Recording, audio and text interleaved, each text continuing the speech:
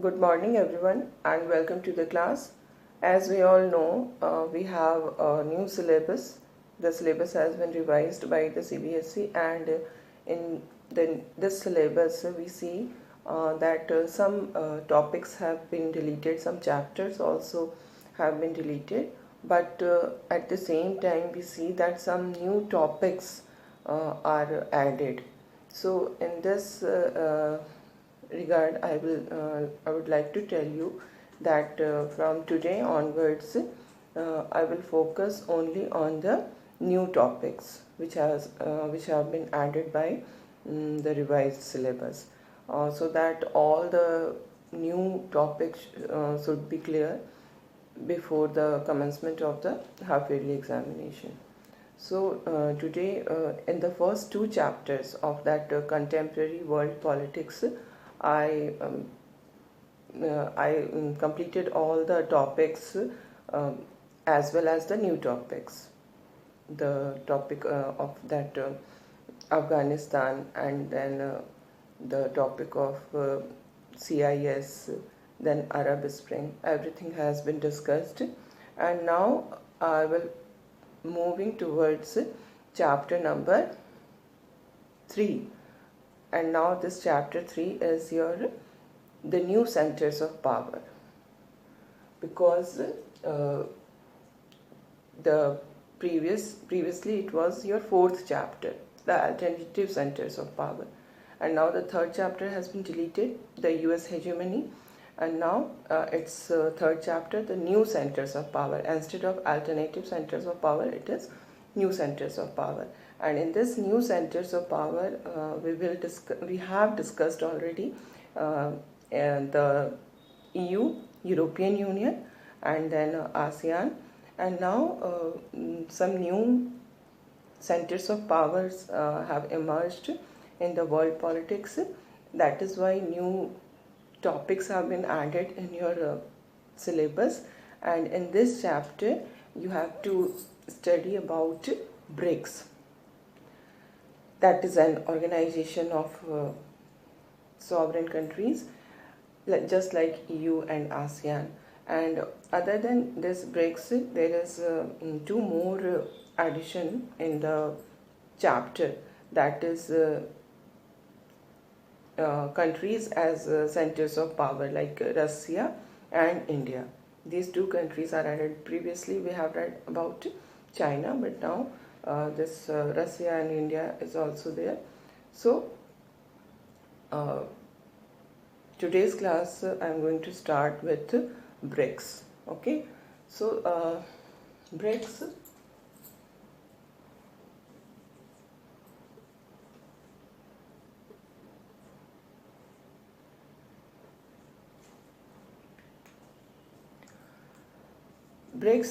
it's an organization of independent countries, and this is an acronym जो independent countries जो इनके members हैं उन कंट्रीज़ के फर्स्ट लेटर से मिलकर ये वर्ड बना है BRICS, where B stands for Brazil, R stands for Russia, I for India, and C for China.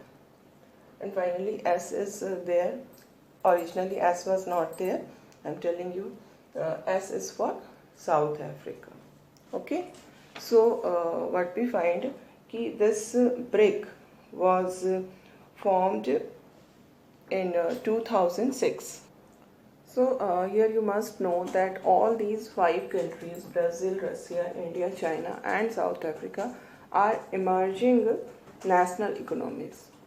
And other than this, it is also important to know that originally there were 4 members, that is Brazil, Russia, India and China. It was not BRICS, it was BRIC, B-R-I-C. And we see that South Africa was added in this organization in the year 2010.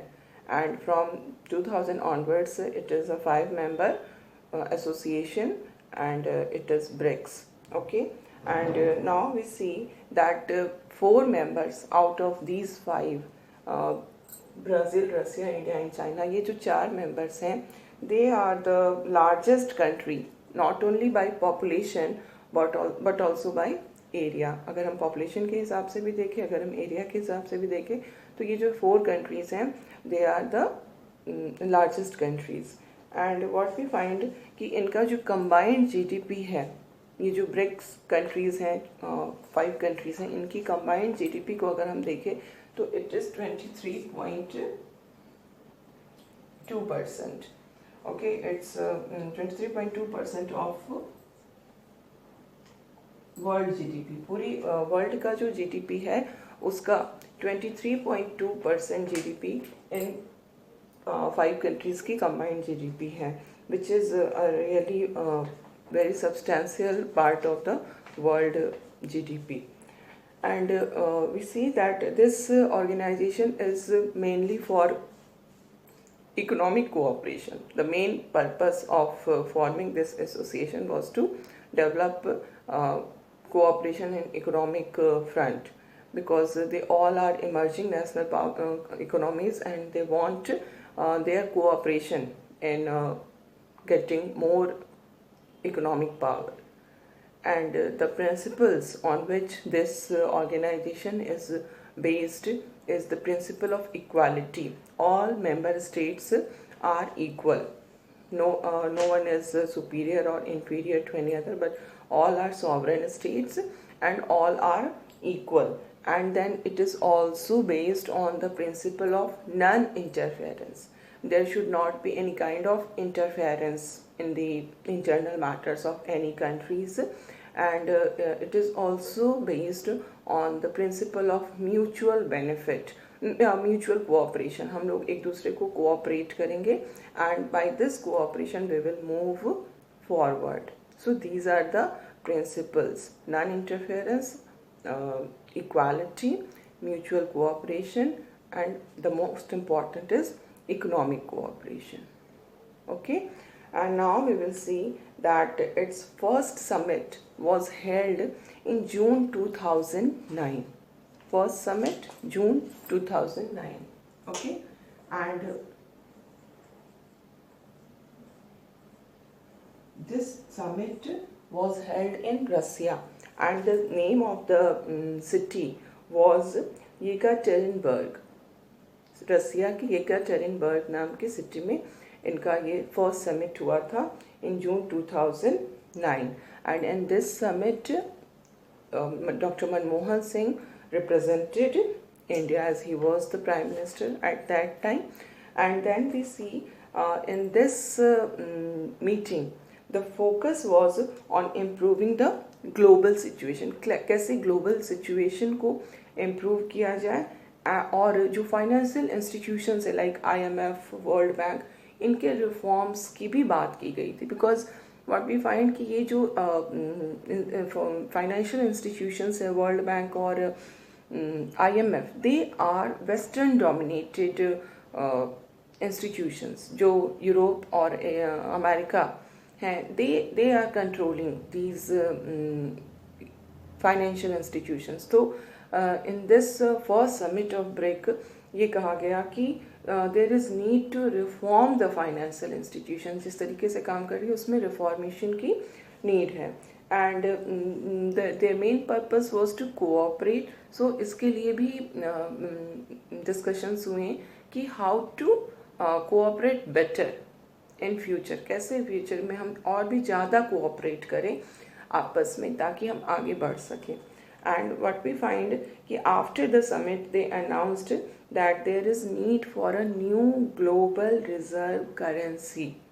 Okay, so this global reserve currency at present what we see, इस global reserve currency के form में क्या use होता है, dollar and euro. These are the two most important global reserve currencies.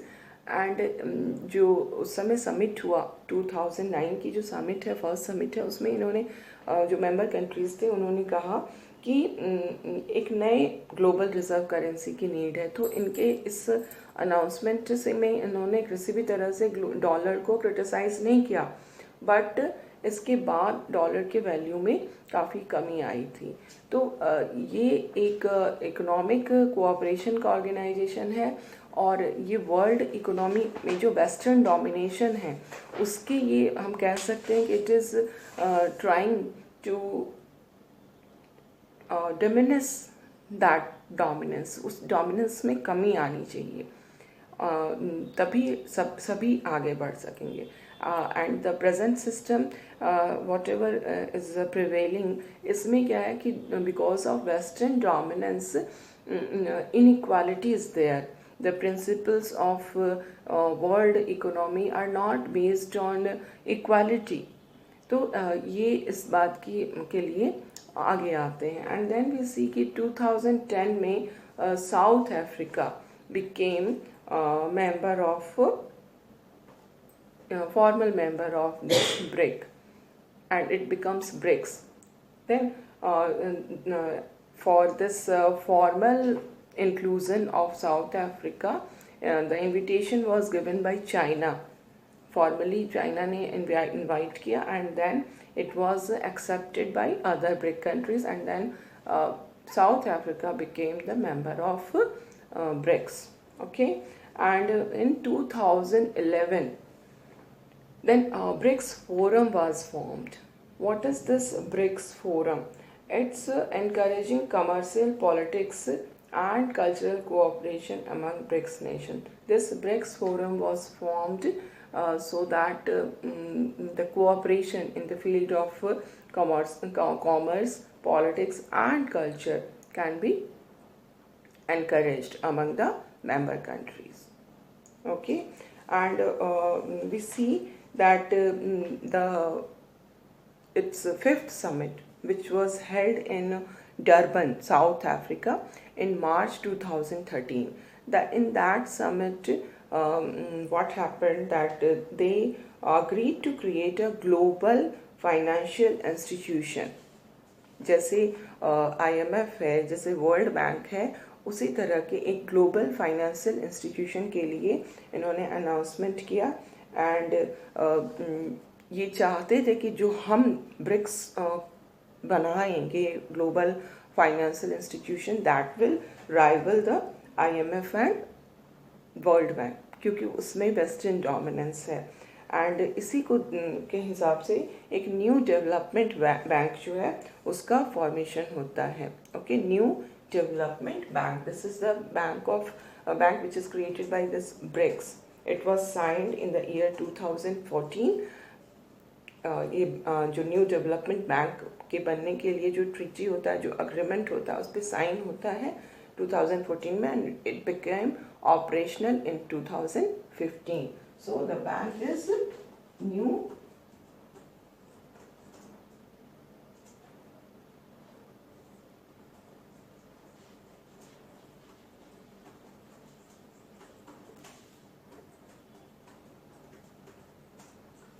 development bank.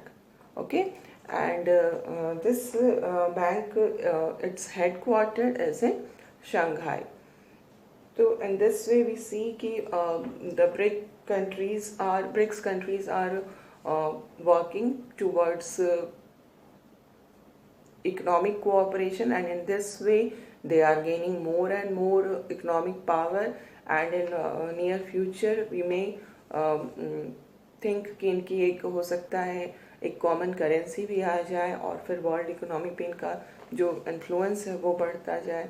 And in this regard you must remember one thing कि its annual summit started since 2009.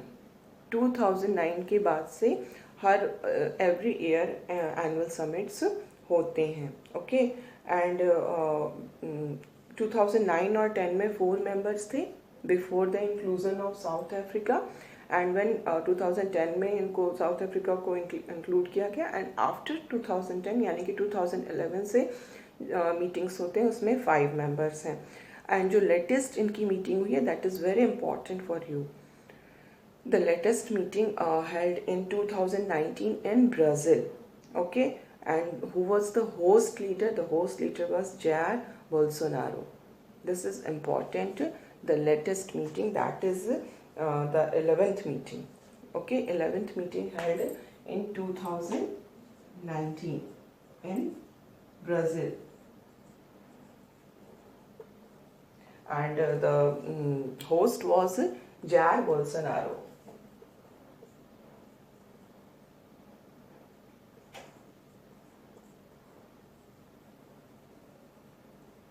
Okay, and what we find कि it was proposed, its 12th summit was proposed in 2020 July in Russia, but it could not be held because of this COVID-19 pandemic. It was postponed, and now its 13th summit is to be held in India. Okay, so this is all about BRICS, and now we will switch to a new topic that is also that also belong to this chapter on new centers of power, and that is Russia.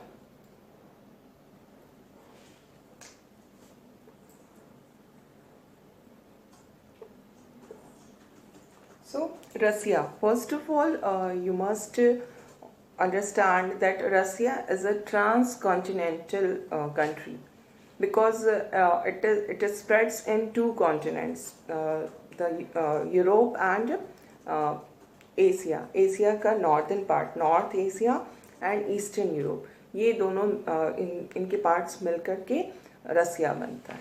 Okay, and what is most important about Russia, that it is the largest country area wise of the world, and it is almost 1/8 of world's inhabited area. जो भी world का inhabited area है उसका 1/8 part जो है वो रसिया है.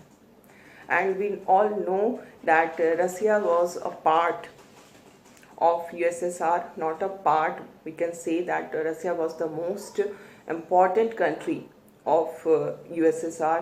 USSR के अंदर जो सबसे ज़्यादा, सबसे बड़ी, सबसे powerful country republic थी, that was Russia.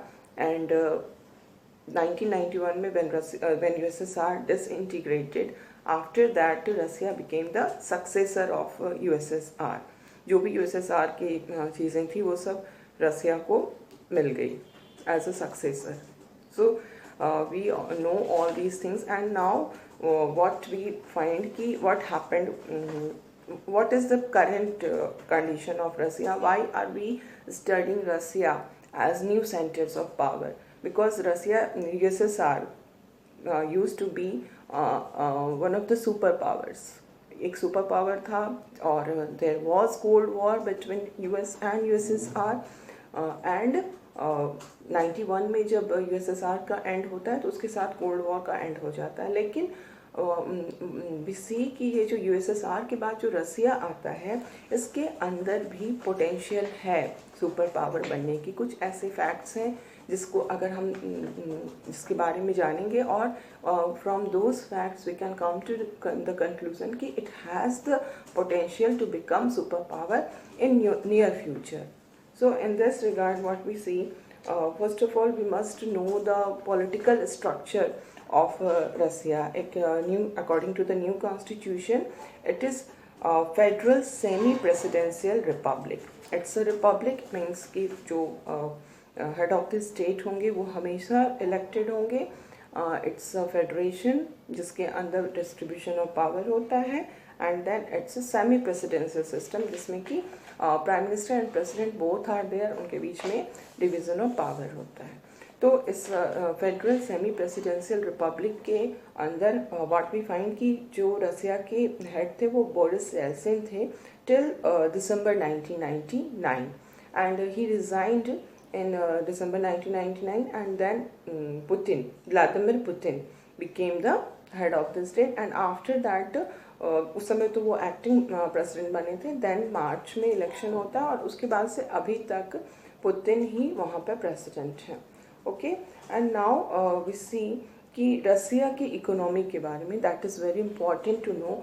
It is the 5th largest economy in Europe. Okay, अगर हम सिर्फ यूरोप को कंसिडर करें तो Russia is the 5th largest economy, and if we consider the whole world it is the 11th largest economy in the world. Okay, and according to GDP, ये जो हम भी लार्जेस्ट इकोनॉमी हम जब कहते हैं किसी भी कंट्री को, तो उसका क्या मीन होता, what is the meaning of largest economy, and at that time we see the gross domestic product. ठीक है, ग्रॉस डोमेस्टिक प्रोडक्ट के अकॉर्डिंगली रसिया जो है वो 11th नंबर पे है पूरे वर्ल्ड में और यूरोप में 5th नंबर पे है। एंड देन वी सी कि रसिया के पास जो मिनरल और एनर्जी रिसोर्सेज हैं उसका जो ट्रेजर है वो बहुत ज़्यादा है। रसिया के पास extensive mineral and energy resources हैं और ये वर्ल्ड का लार्जेस्ट लीडिंग प्रोड्यूसर है, not largest, it is one of the leading producers of oil and natural gas, and it has been described as energy superpower by many people। लोग इनको energy super power भी कहते हैं क्योंकि इसकी जो energy का जो रिसोर्स है एंड ऑयल जो रिसोर्स है उसकी जो ट्रेजर है वो बहुत ज़्यादा है रसिया के अंदर। और इसके ये एक बहुत बड़ी ताकत है जिसके कारण इसके पावर्स बहुत बढ़ जाते हैं। एंड मोर ओवर अगर हम आर्म्ड फोर्सेस को देखें, रसिया के आर्म्ड फोर्सेस पर के बारे में डेटा जो हम कलेक्ट करते हैं तो पाते हैं कि this is the second largest world's second most powerful. Okay, first powerful most सबसे बड़ा पावरफुल तो अमेरिका है, बट रसिया जो है वो उसकी जो आर्म्ड फोर्सेस है वो सेकेंड पोजीशन पे है यूएसए के बाद।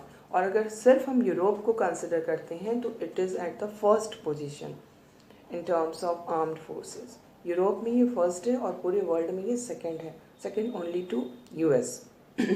तो आज भी अगर हम देखें तो जो सुपर पावर वाली कंडीशन थी उसमें बहुत कमी नहीं आई है और इसके अंदर इस बात की काफ़ी पोटेंशियल है कि ये नियर फ्यूचर में एक सुपर पावर के फॉर्म में इमर्ज कर सकता है। एंड मोरओवर वी नो कि रसिया जो है वो यूएसएसआर का सक्सेसर है, that is why it got the permanent membership in the security council. वो एडवांटेज भी इसे मिला हुआ है, वहाँ पर it can use veto power, it has immense influence in international politics। Not only this, it is also a nuclear state because of that succession। USSR का successor है तो ये जो न्यूक्लियर वेपन जो यूएसएसआर के पास था वो अब उसका जो ऑफिशियली ओनर है वो रसिया है। तो इस तरह से वी सी कि इसके पास जो पावर्स को हम देख रहे हैं, जिस तरीके से इसकी इकोनॉमी ग्रो कर रही है, जिस तरीके से इसका आर्म्ड फोर्सेस और ये सारी कुछ हैं, न्यूक्लियर पावर है, यूएन सिक्योरिटी काउंसिल में इसकी जो परमानेंट मेंबरशिप है, इन सब को देखते हुए हम कह सकते हैं कि it's a new centre of power and future में ये एक पोटेंशियल सुपर पावर भी ये it's a potential super power और ये फ्यूचर में एक सुपर पावर के फॉर्म में हमारे सामने आ सकता है। Okay, so now we will switch to another country, that is our country, that is India। So India, it's an emerging superpower, we can say it कि ये जो हमारी कंट्री है वो एक इमर्जिंग सुपर पावर है। एट प्रेजेंट इसको हम न्यू सेंटर ऑफ पावर के अंदर देख रहे हैं, बट इसके अंदर जो पोटेंशियल है it can develop into a superpower। So first of all we will see the location of our country। Location of India is very central and we have discussed all these things। हम लोग ये सब कुछ पढ़ चुके हैं जो पीछे के क्लासेस थे कि कैसे लोकेशन जियोग्राफी में कि सेंट्रल लोकेशन है। एशिया, इधर West Asia, Africa, South East Asia, Central Asia, सभी के बीच में इंडिया का लोकेशन है। And Indian Ocean is the only ocean which is named after a country, क्योंकि बिकॉज ऑफ इट्स लोकेशन, जो इंडियन ओशन के बीच में जैसे इंडिया का लोकेशन है उसके कारण ही इंडियन ओशन का नाम इंडिया के नाम पे पड़ा है ना। And other than this, the important thing about India is its population। We are the second largest population, the first is China and this second largest population में भी जो सबसे इम्पॉर्टेंट पॉइंट है that is in favour of our country, वो है जो young population जो है इंडिया के अंदर उसका सबसे ज़्यादा होना। यंगर जनरेशन जो है that is the highest in our country because of high birth rate. हमारे यहाँ बर्थ रेट बहुत ज़्यादा है and because of this high birth rate जो यंगर पॉपुलेशन है उनका नंबर सबसे ज़्यादा है। अगर हम देखें तो बिलो 35 ईयर्स के जो लोग हैं वो 65% ऑफ द पॉपुलेशन कंस्टिट्यूट करते हैं, यानी कि 100 में से 65 people are below the age of 35। That is why India is called Youngistan. Many time it is this term has been coined कि इंडिया एक यंगिस्तान है because of this high number of young people in our country. And in many countries we find like in US, UK, there is a problem of workforce की कमी हो रही है because of young people कम हो रहे हैं। Japan में तो ये खैर एक्यूट प्रॉब्लम बन चुकी है। स्टिल इंडिया में हम क्या देखते हैं, जो वर्क फोर्स है वो बहुत हमारे ज़्यादा है। ये हमारी बहुत बड़ी ताकत बन जाती है क्योंकि वर्क फोर्स का ज़्यादा होना मतलब हमारी जो इकोनॉमिक प्रोडक्टिविटी होगी वो इंक्रीज करेगी। And in this regard what one another point is important that is global diaspora.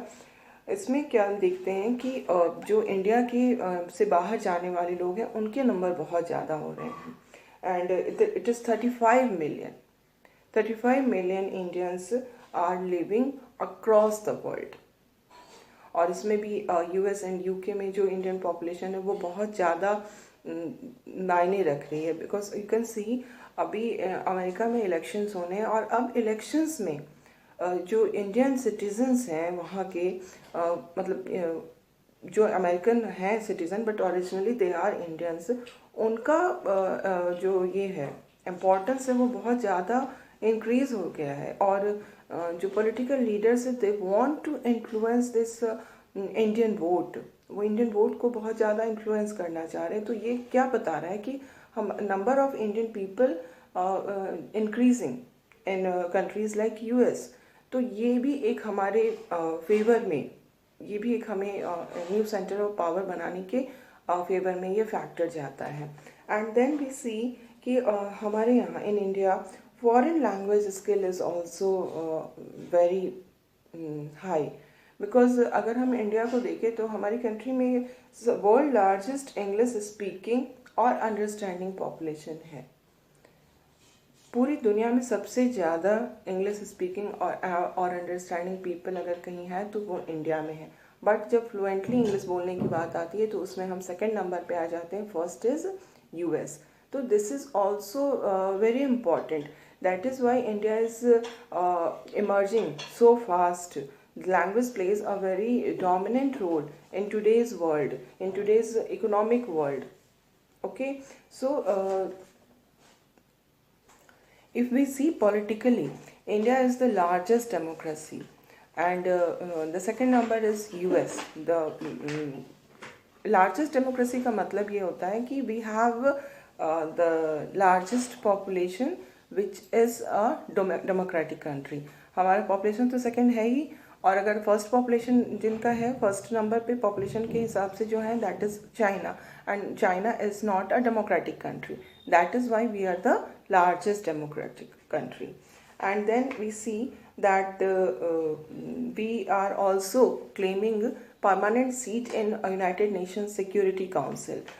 India is claiming that it must be there in the United Nations Security Council as permanent member, but it is not अभी ये नहीं हो पाया है, but in near future we can think of this claim of India will be materialized, and India is getting support from US, France, Russia, UK. All these countries are supporting India's claim for the permanent member of Security Council. Though we are not getting support from China, still we hope we can get this permanent membership, and in Security Council, and that will increase our influence in the world politics. That will be a very positive move for India. And in international politics, we are playing a very dominant role since we got independence. In the leadership of Pandit Nehru, this non-aligned movement was started, which was a very, which played a key role in international politics during the Cold War era. Still today, it's a relevant movement because it focuses on the unity of the developing countries. So, not only this, India has also sent its peacekeeping force. Indian peacekeeping force was sent in Bangladesh when there was a liberation movement in 1971. Then it also sent its troop in Sri Lanka when there was ethnic problem. So, Indian peacekeeping force is also there. It has also played its role. So, what we find that India is an active member of Commonwealth and World Trade Organization also, and we can say that in Asia, India is one of the two major seats of political power. The other seat is of China. China is there. तो अगर पूरी Asia में हम देखें तो ये दो countries हैं जो कि बिल्कुल ही बहुत पावरफुल कंट्री के फॉर्म में आ रहे हैं सामने. न्यू सेंटर्स ऑफ पावर जो हैं कि ये बन चुके हैं, China and India. And we will continue our discussion regarding India in the next class.